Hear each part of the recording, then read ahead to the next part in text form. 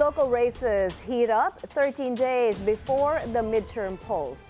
In the nation's capital, caucuses were held last night in a key district. Paulo Barcelon reports on the Manila mayoralty race. Former Manila Mayor Isko Moreno Domagoso went to two caucuses last night in vote-rich districts in the capital. In his caucus in Manila's Sampaloc district, where key universities are located, Moreno criticized the administration of his former governance partner, incumbent Mayor Hani Lacuna. Moreno claims key projects such as the Magsaysay High School were stalled during Lacuna's term. Noong ako ay umalis, fifth floor na. 3 years na akong wala, fifth floor pa rin. Huwag niyo po akong iboto pag mali po ako. Kung mali ang ginawa ko, edi mali din sila. Bakit? Kasama ko silang gumawa nun eh.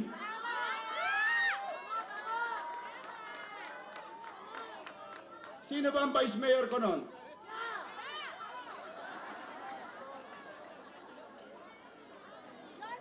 Yan ang tapat at totoo. Yorme's choice focused on gaining ground on its local front with no national candidates appearing in last night's Sampaloc caucus.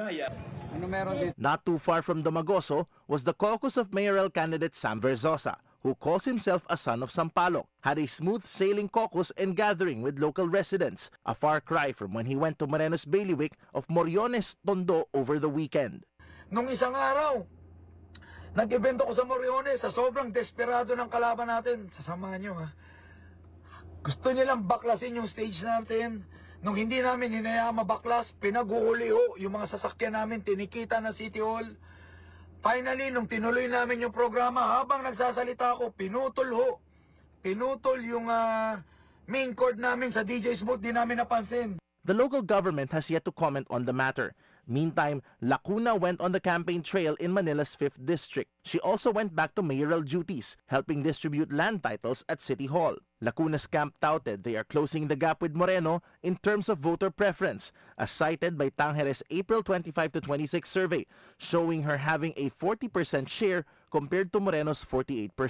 Ascenso Manileño chairperson and Manila 2nd District Representative Roland Valeriano says this is proof that they can fight off against any threats to Lacuna's incumbency. Paulo Barcelon, Billionario News Channel.